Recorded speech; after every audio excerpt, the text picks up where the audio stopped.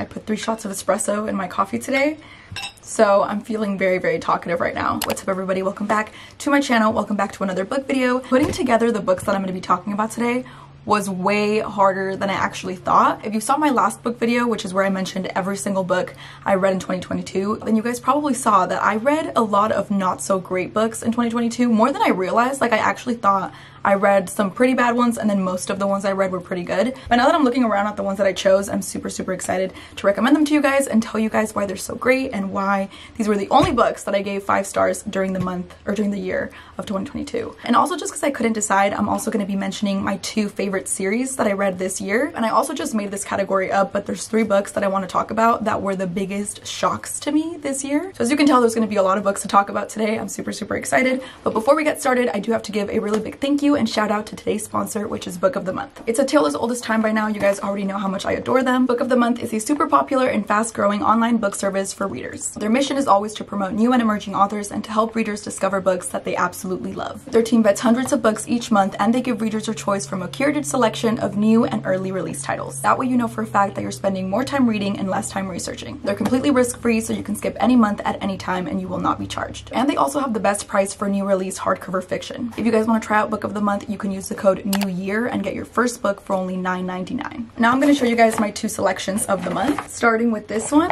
I'm actually super, super, super excited about this one. This is called The Reunion. I didn't even read too much of what this book was about because just with the title and the cover, I already knew I was gonna like it. And then my second selection was Lunar Love. Again, the cover is just everything. So yeah, these were my 2 selections this month. Once again, thank you so much to Book of the Month, and let's get started with my favorite books of 2022. I was trying to figure out if I should do my favorite to like my most favorite, but I honestly love every single one of these books for different reasons, so I'm not gonna rank them like that. I'm just gonna show it to you guys, and you guys already know they're all 5 stars, except for the ones I'm gonna talk about last, which were my biggest shocks of the year. Those aren't 5 stars, but I did want to mention them in this video. I'm actually gonna start with my first 5-star read of 2022. I read this book last January. One thing that's interesting is the more books that I read and the more like experiences that I have with reading, the pickier I get. So I think back to books that I gave 5 stars to like a year or 2 ago, I wouldn't give 5 stars to now. But this book was 5 stars then and it's 5 stars now. It was so good. This is All Your Perfects by Colleen Hoover. I still remember how hard I cried with this book. It was so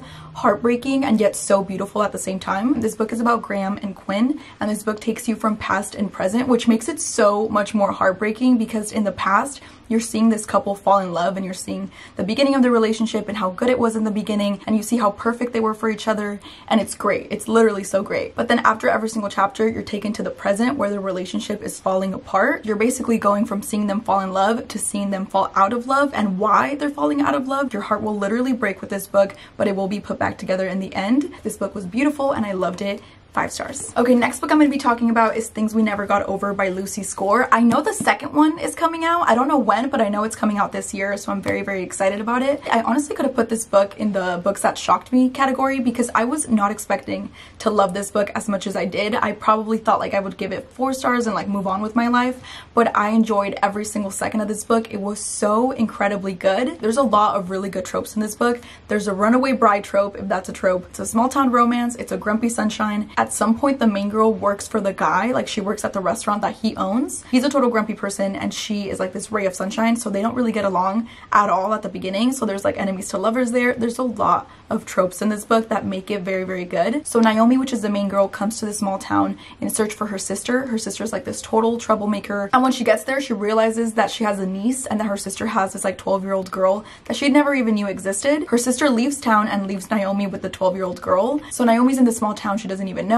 She has this 12-year-old girl that she has to take care of, and she's a runaway bride, if I didn't mention that. And in that town is where she meets Knox. But even though at the beginning they don't like each other, they have this really, really great connection, and Knox can't seem to stay away from her and he can't seem to stop helping her. This book has over 500 pages, so it is a really lengthy book, but I was entertained the whole entire time. I didn't even want to finish it. I remember 5 stars. I'm gonna stop saying 5 stars. You already know it's 5 stars. Okay, next I'm gonna talk about the 2 thriller books that I gave 5 stars to this year. I haven't read too many thriller books to figure out if my taste in them is good or not. But these are two thriller books that I enjoyed so much. I honestly just love a good thriller book because they're so different than any other book I read. When I'm reading a thriller book, it's impossible for me to put it down because you know that there's going to be a plot twist. Those plot twists are going to make you question everything you've read, so it just makes it impossible to put down, which I love. I love that feeling. First, I'm going to talk about this one. This is The Silent Patient. I've heard many like mixed reviews about it, but I honestly really enjoyed it. And something this book did is that the description in the book makes it to be so scary. Like, I remember reading this book at night and I was actually terrified because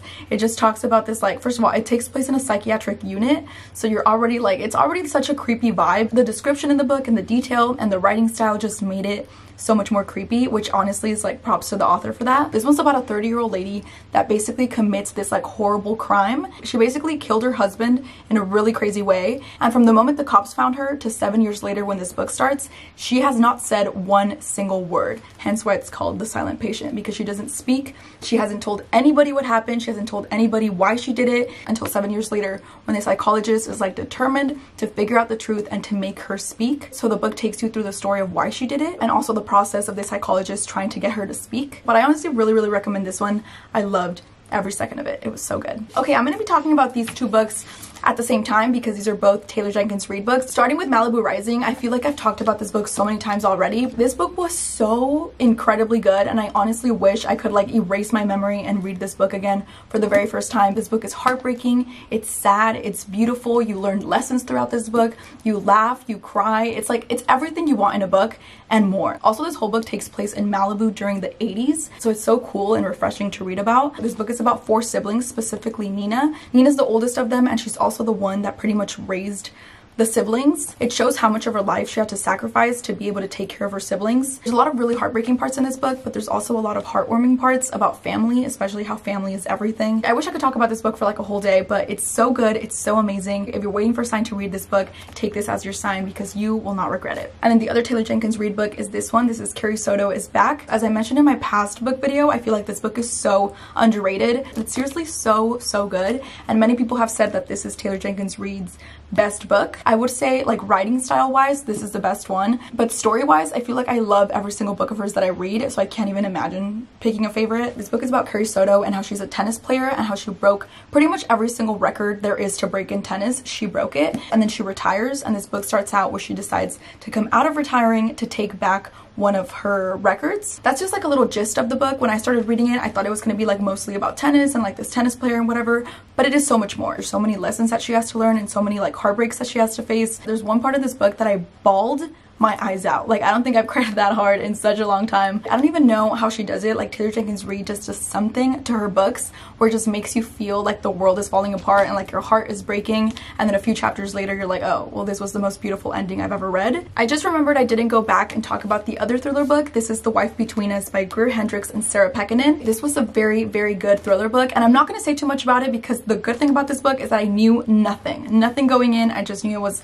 about a wife that's between people, whatever, I didn't know. This book is divided in 3 parts, and I'm telling you, there's that one sentence at the end of every part that leaves you feeling like you know nothing. I would definitely read this book maybe if you're like going on a plane or if you're going on a trip. If you just need a book to completely capture your attention, this is such a good one. Okay, next book I'm going to be talking about is Every Summer After by Carly Fortune. It's basically about Persephone and Sam. They both met at a really young age, and she spent every single summer going to the lake house that he lived next door to. So they became best friends at a really young age, and then when they got to like 18-ish, they had a really big falling out, and there's something that she did that made them break up and completely stop talking for like 12 years is when this book starts. And the whole time that you're reading, it's basically like this big mystery that you don't know. Like, you don't know what she did that was so bad that made them stop talking for so long. The tension in this book was described so incredibly well. It was literally so entertaining. There was like close proximity. It's a second chance romance. It's a small town romance. It's a lake house romance, if that's a thing. This book was just a really good romance book to me, and I loved it, and I was so entertained the whole time. Okay, since I'm talking about small town romances, I'm going to be talking about these two right here because they both take place in a small town and they're both equally just as good. I loved both of these books so much. Archer's voice just restores your faith in humanity. Even though this book is deep and there are some like pretty heartbreaking moments, I know I made a video a little bit ago of books about soulmates, and this book would definitely be added to that list. This is a small town romance, and I would also say that this is like a second chance book, but it's not a second chance romance. It's more of like a second chance at life that these characters get. I was tearing up at the end of it, but they were happy tears because it was such a beautiful story and such a beautiful ending to a really great book. And this is Book Lovers by Emily Henry. I feel like people have so many different opinions about this book, but I honestly loved it. I loved it the whole way through. I thought it was so interesting. I thought it was so cute. It has so many great tropes too. It has like small town romance, it's workplace romance, it's an enemies to lovers type of romance. These two characters and these two coworkers find themselves in the same small town the same summer. I thought this book was great, and the chemistry between the two characters I thought was the best part. Like, that was just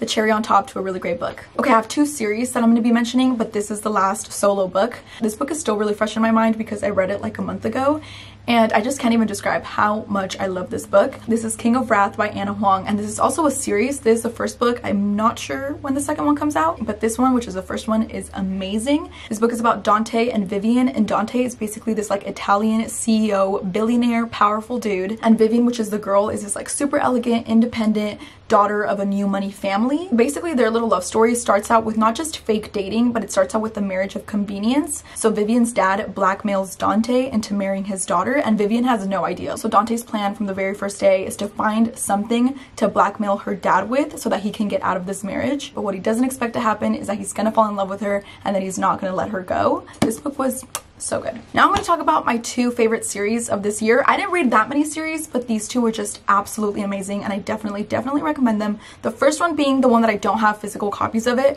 but it was the Sinners Anonymous series. There's 3 books in the series. It's Sinners Anonymous, Sinners Condemned, and Sinners Consumed. That one is a dark romance and it's a mafia love story. The thing about mafia love stories is that they are just so incredibly unrealistic. That's why they're so entertaining and interesting to me, because I'm just like, this would never happen in real life, at least to like normal people, you know what I mean? There's literally a part in the first book where this cousin of the main guy is looking at the girl a wrong way, like he's kind of like looking at her up and down. So the main guy takes out a gun and shoots him right then and there and kills him because he looked at her the wrong way. But it's so entertaining, like it's so entertaining. The reason I really like the Sinners Anonymous series is because something that I've noticed with dark romance and mafia love stories is that they can easily be like really cringy, or they can be just a little too offensive. Like, you're just reading it and you're just like, dude, you're treating this girl like shit. Like, why do I want to read this? I really don't. But the Sinners Anonymous was done right. It was so good. It was so entertaining. And my other favorite series comes at no surprise. It was a Twisted series. I read book 1 and book 2 in 2021, but book 3 and 4 I read this year, and they were so good. There's this friend group of 4 girls, and they're really close. They're like sisters. They met in college. They're a very close group of friends, and each book is each of the girls' love story, ending with the 4th one, Twisted Lies. This is my favorite. I'm literally rereading it. I'm right there. I'm rereading it again. If you're looking for a good romance series to just submerge yourself into and just be completely wrapped into their world and everything, this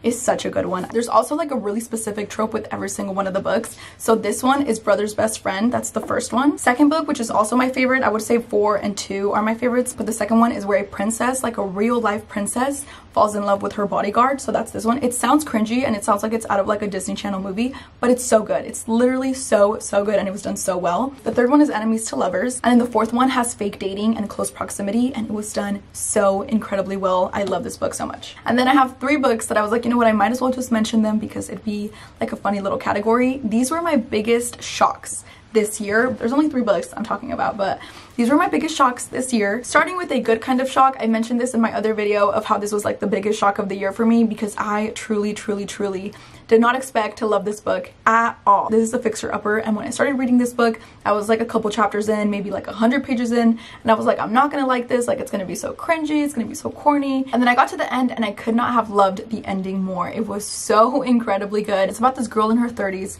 that finds herself in a really weird position of life, which is one of the things that I really loved about it. Her character was honestly so relatable in such a good way. Like, it just wasn't one of those like really quirky, funny rom-com characters. It was like a good character, like a character you could be like, wow, like I relate to that a lot. She was used to doing it all and solving everybody's problems, but her own problems were starting to pile up. It wasn't a 5 stars, but like I said, I didn't expect to love it at all. So the fact that I like ended up really loving it was a big shock to me. Okay, the next one was Funny You Should Ask, and this was another one, like it was a pleasant shock. I really didn't expect to love this book as much, and I honestly put it in this category because it wasn't a 5-star read. Like, it wasn't like an absolute read of the year, but it was a really good read. The whole thing about the story is that it's about a reporter and a really famous Hollywood celebrity reuniting after 10 years. I thought I was gonna like it. Like, I knew going into it it was gonna be good, but it ended up being amazing, and I really enjoyed it. And then finally, the last book I'm going to be talking about in this video. This one was the biggest shock because I thought this book was going to be one of my favorites of the year, and it ended up only being okay. And that was It Starts With Us by Colleen Hoover. Like a lot of you guys, I really thought I was going to love this book, and I thought it was going to be amazing. But like I've described it many times, it's really just an extended epilogue